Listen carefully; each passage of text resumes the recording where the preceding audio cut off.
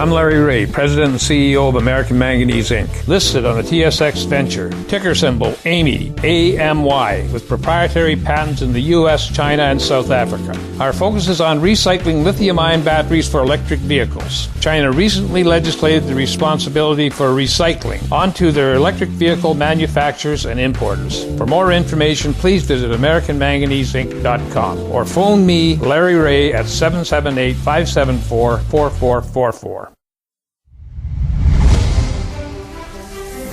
Welcome to the Goddard Report. Comments made on the Goddard Report and TalkDigitalNetwork.com are an expression of opinion only. Here is Jim Goddard. My guest is Sharon Noble, Director of the BC Coalition to Stop Smart Meters. Welcome back to the show, Sharon. Thank you very much, Jim.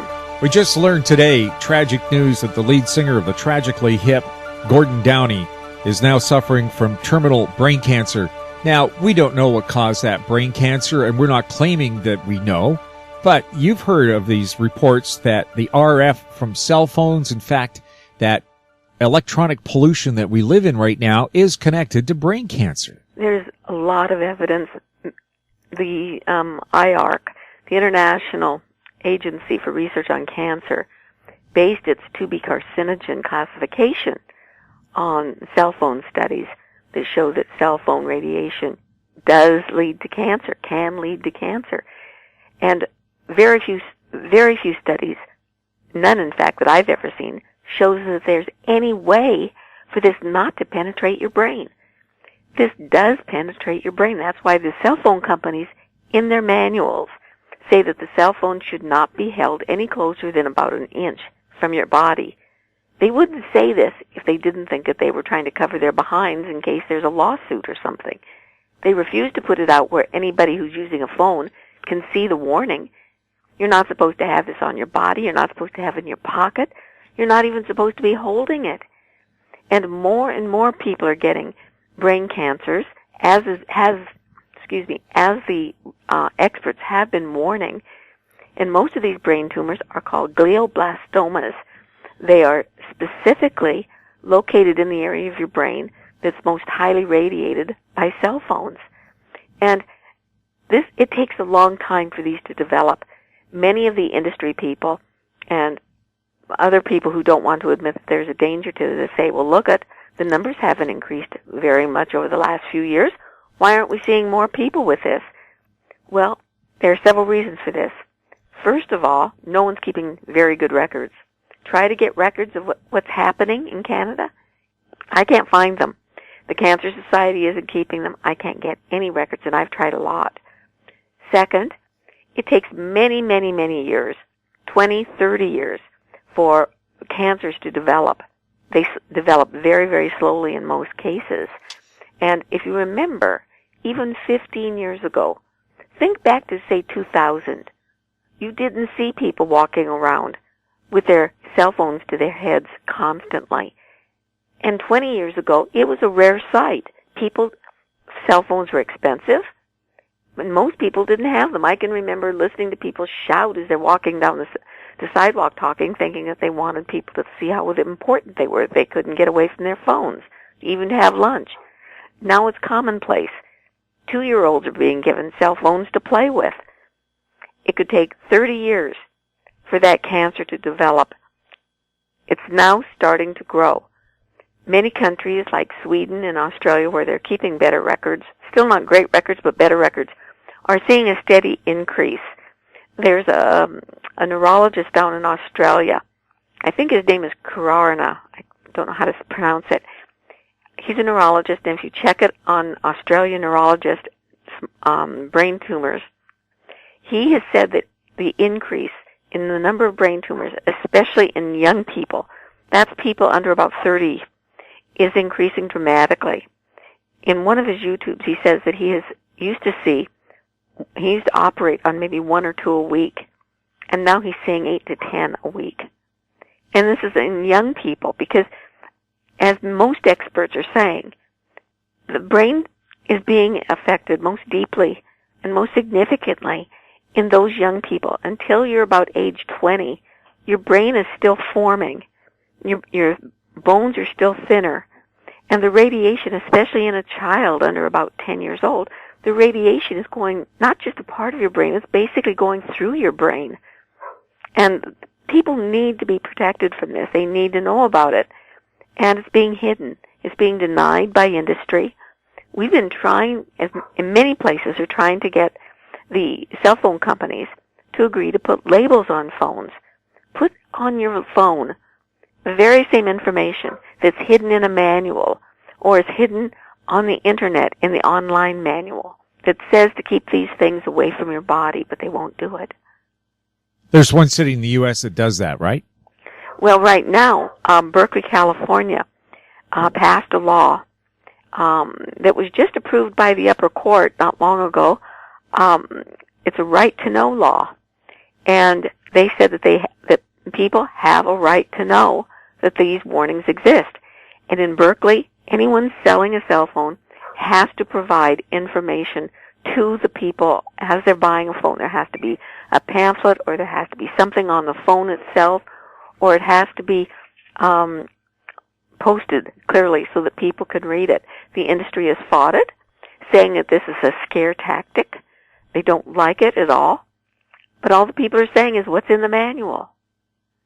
Well, what about, I was just going to say, too, that a lot of performers wear their wireless headset microphones, Garth Brooks, Madonna, Britney Spears, I mean, just a whole host of them. Plus, the band members are wireless as well. They don't have cords and cables connecting their guitars to amplifiers. Well, look at the people working in stores. Have you been into Best Buy or Office Depot or any of those places recently? McDonald's, Wendy's. They all have those things in their ears so that they can talk to the staff. This is part, and people in the hospitals and nurses are having to wear them now. This is ridiculous. You're forcing people to, if they want to have a job, they've got to endanger their health with these things. It's murder. It's really murder. What does WorkSafe BC say about these devices? It's very interesting. WorkSafe BC and BC Occupational Therapy, I think, or Occupational Workplace, whatever it is, in the guidelines, it says that no worker can be exposed to a 2B carcinogen if there is a safe alternative.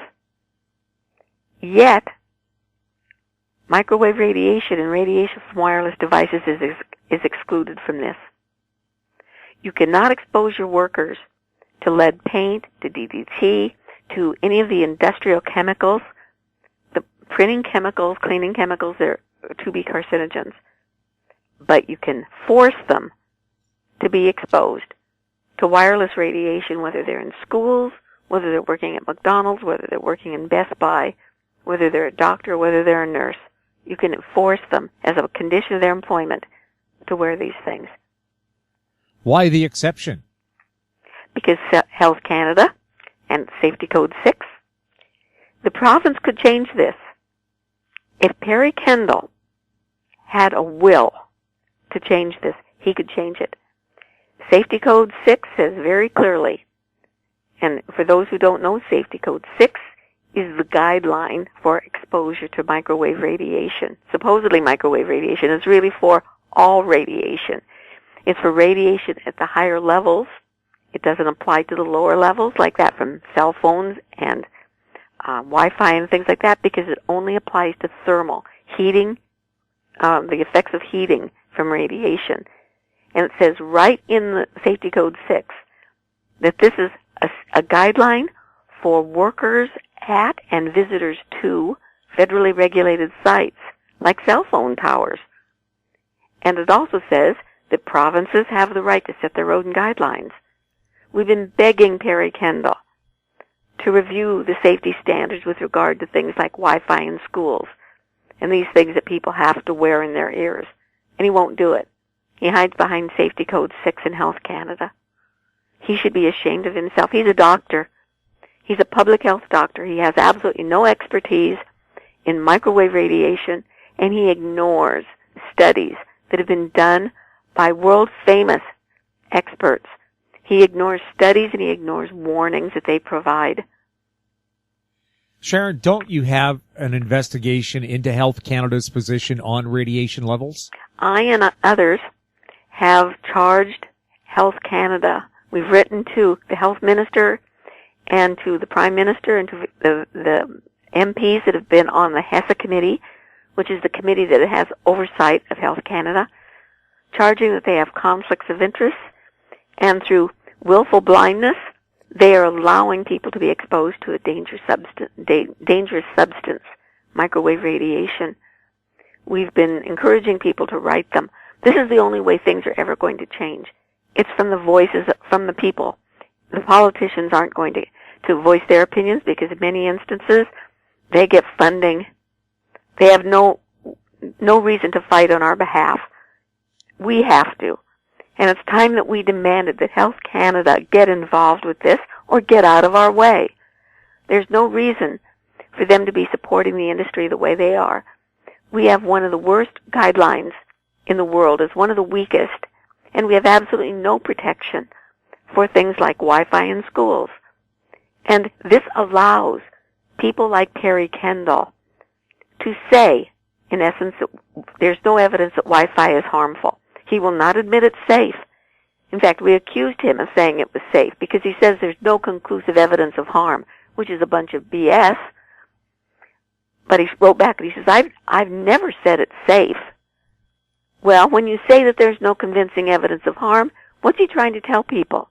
He's trying to tell people that it's safe. And he's misleading people. He's misleading people into allowing their children to be exposed to Wi-Fi in school. He's misleading people into believing that using cell phones is safe. He's not doing his job. And like Health Canada, he should get out of the way and let people who can do the job do it. It's time that we got the same protection that many people in other parts of the world are getting. Well, I can tell how much the provincial government cares about saving lives is they refuse to pass legislation that would make pill presses illegal. And these pill presses in BC are being used to make fentanyl. They're projecting right now that 800 people this year will die from fentanyl overdoses. And Victoria says, not our problem. It's up to the federal government. I'd like to know what their jobs are. You know, it's very cushy to have this really nice bureaucratic job.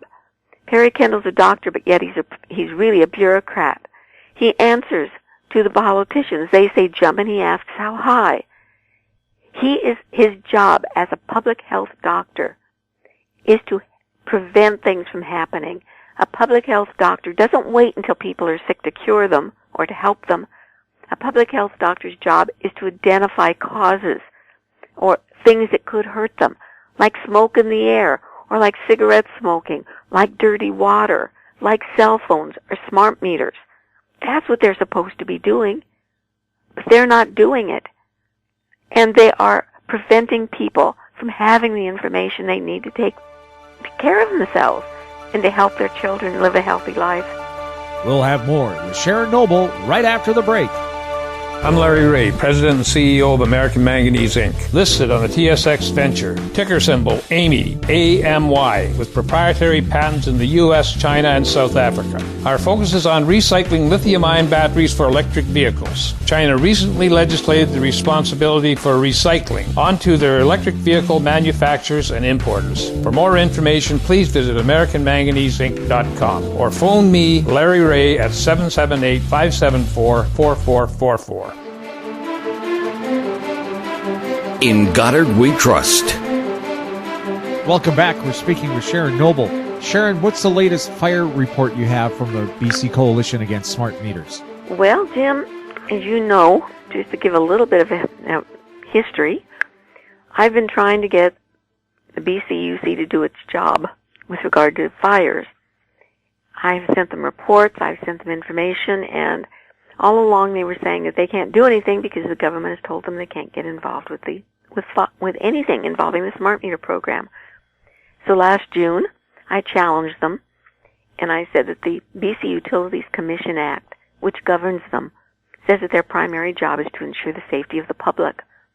And as far as I could see, there was nothing there that precluded them from doing their job as far as smart meters fires were concerned. And finally, they agreed to look at some evidence, so I sent them several fire reports, several pictures of fires, quite a bit of information, It took them months and months and months to get back to me, and I wrote them constantly. Finally, I was told at the end of September that by the end of the year I would have a report, that the staff was working on it. In December, I wrote them. I was told that they were still working on it. Finally, in February, they told me that they had a draft report, and they offered very kindly to let me look at it and make comments. I was surprised by this and very, very grateful. I looked at it, and I was amazed to see that everything that I had accused them of was basically admitted in this report, but it had a lot of missing data. I provided 17 pages of comments, and they gave me 2 weeks to review it and make my comments. I sent them my comments on March 3rd. I'm still waiting for the final report to come back from them. Every time I ask, no date can be provided. So finally, about 2 weeks ago, I asked them if they would be giving me a date where I could expect to get this, because I said, this is important information. You've had it for almost a year. Let's get it out there. The public deserves it. Nope, they can't give me a date. So finally I said, if you can't give me a date when you'll be providing this report to people, I'm going to send out my comments unless you tell me I can't. And they never got back to me. So on the 18th of May, I sent my comments out widely. I circulated it widely. And my comments, if people want to see it, it's on our website, www.stopsmartmetersbc.com, under BC Fire Report. BCUC Fire Report. And basically, what I have confirmed and what I provide data for that they don't have, what I've found is that when a fire happens and the cause is the smart meter, while the fire is being fought, in many, many cases, BC Hydro removes that smart meter. It's doing it despite the fact that there's a law that they can't do it. The fire commissioner has told me they can't do it legally, but because it's their equipment, it's allowed. BC Hydro then immediately sends the meter to Itron. They tell me they never investigate it. They don't look to see what caused the fire, if it was involved, if it failed, if it melted, what happened. They have no records on any faults in the fires. When the fire department's inspector comes to inspect the scene, all the evidence could point to the smart meter, but it's gone. So the fire department can't make a report on it. By law, if there's no evidence, all he can say is the cause is undetermined. He can't say that he suspects the smart meter. Then, if he suspects an electrical meter, he's supposed to call in the BC Safety Authority. But in many, many cases, the BC Safety Authority is not called in at all. And even if they are, if the meter has been destroyed because it's combustible and it burns up, or if Hydro removes it, there's nothing them to inspect. The fire report from the fire department is supposed to be completed within just a few days of the fire, and it's supposed to be submitted to the fire commissioner. I have found many, many that have not ever been sent to the fire commissioner. The fire commissioner then writes his report, his annual report. He doesn't have anything specific. All of his classifications are very high level. So anything that's smart meter related gets put under electrical. There's nothing to identify any smart meter specific fires. The summary of the annual report will exclude anything that's still out there that hasn't been provided. So if the fire department has, say, 200 fires out there that haven't been sent in, the fire commissioner doesn't know this. There's no way for him to know it. So when he does his annual report, it's incomplete. Also, he doesn't make any accounting for undetermined fires. So if you have a smart meter that burned up and it couldn't be inspected, and the fire department had to say that it was undetermined, those are excluded from the report. So the result is nobody knows what's happening. Nobody knows how many fires have been caused by a smart meter. Nobody knows how many fires have occurred. And what the hydro is going on, and what everyone is going on, including the BC Utilities Commission, and including Adrian Dix, who is the BC Hydro critic, they go on a report that was written by Len Garris, who is the former fire chief of British Columbia. He was commissioned and paid by BC Hydro to write a report about smart meter safety. He based his report and every succeeding report, he's written, I think, 3 in total. He's based it on the Fire Commissioner's annual report. Nowhere does Len Garris say that there are missing items, that the fire report is incomplete. Rather, what he says is, because there are fewer electrical fires, or there's no increase in the number of electrical fires reported over the prior period, that means that smart meters are safe. And not only is this a stupid, ridiculous jump in logic, it's based on false, incomplete information. And that is basically what BCUC's report is saying. Hydro admits that they're not tracking smart meter fires. The fire commissioner admits that his reports are incomplete. The BC Safety Authority admits that it's not called in to see electrical fires. Nothing is being done to confirm that these meters are not burning up, and I know they are because I've got the reports. And no one's going to do anything. The conclusion of that draft report was, Len Garris says they're safe, so we're not going to worry about it. So who's suppressing this information? Well, I'm waiting for it to come out. Everyone can read my comments. Now we're waiting to see for the complete report. I don't understand what the stall is. It's been 2.5 months, and they've got a staff of people to rewrite the report or to refine it or to include my comments or to send it out as it was. They're not going to send, I've got the feeling they're not going to send out the report because it's damning. It's absolutely damning. Nobody knows what's going on, and nobody. And this doesn't just pertain to smart meters. I mean, there could be other things out there that are happening that no one knows about. I'm only looking at this tiny, tiny thing, this one thing, one device. What else is going on out there that's being hidden? People have a right to know that they have fire hazards on their home. And those people with smart meters on their homes today should be reading this report and should be getting quite upset. Jim, you and I all know, we both know, people who have had fires, electrical fires. They're not being given the information by the fire inspector. Neither are they being given the information from the insurance company. The insurance company is patting them on the head and saying, don't worry, your claim will be paid. Don't worry, don't ask any questions. This isn't right. There is, I don't want to call it collusion, but it sure smacks of collusion. There are things that we deserve to know that we're not being told. And it's going to require everyone to get involved if we're going to get this changed. These meters are defective. We've got people from the industry admitting that they're defective, that they have design flaws. We have engineers who've identified design flaws.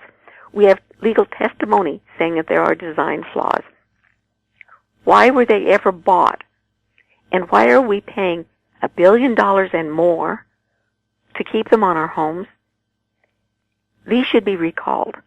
If the NDP is true to what they say, that their only concerns with the smart meter is the program's cost, why aren't they demanding a recall and a refund of all this money from Itron? It makes no sense, Jim. I don't understand why nothing's being done. Sharon, any other issues you wanted to bring up today? This is the prime one. I mean, if people go on to our website, they'll see that there's a lot going on, whether it's cybersecurity, there's constant hacking being done by the smart meters, there's continual warning that they are the most vulnerable piece in the electrical grid. There's a lot of information about cell phones and brain cancers. All sorts of people are reporting increases around the world. We need to inform ourselves and educate ourselves about these wireless devices that are proving to be so very, very handy, but also so very, very dangerous. Sharon, I think you mentioned something too about people want dumb appliances, not smart appliances. They want so-called dumb ones, the old-fashioned kind. Well, more and more, the hacking and the invasion of privacy is occurring through the, quote, smart appliances. There was a show recently, I believe it was I can't remember, maybe it was in Toronto, maybe it was Los Angeles, I'm sorry, I don't remember. But it was with all these smart appliances, and they were showing about the refrigerators that are running on Wi-Fi, where people can leave their messages, where the refrigerator will keep track of what food you have or what food you don't have. All of these appliances, whether it's stoves, refrigerators, dishwashers, hair dryers, toasters, anything new is going to pretty soon have a Zigbee chip in it. And it's going to be gathering your personal data, and it's going to be reporting it back to Hydro through your smart meter. And it's also going to be very, very available for third parties, whether they're hackers who get in through your smart meter or your Wi-Fi connections, or through your data being sold by BC Hydro to marketing companies or to insurance companies or to some other third party. People need to keep their dumb appliances that are working fine, that don't have the Zigbee chip. And when you go out to look for a new appliance, if it says smart, whether it's a television, whether it's a toaster, whether it's a computer, if it says it's smart, it's got a Zigbee chip in it, and it's going to be gathering your personal data. And I would advise you strongly to buy something else. Sharon, thank you very much for chatting with us. What websites can people go to get more information about the threats from these so-called smart meters? Two of them, Jim. The smart meter health issues is on www.citizensforsafetechnology.org. And the other information regarding fires, and if they want to read my most recent fire report, it's on www.stopsmartmetersbc.com. Thanks again for chatting with us.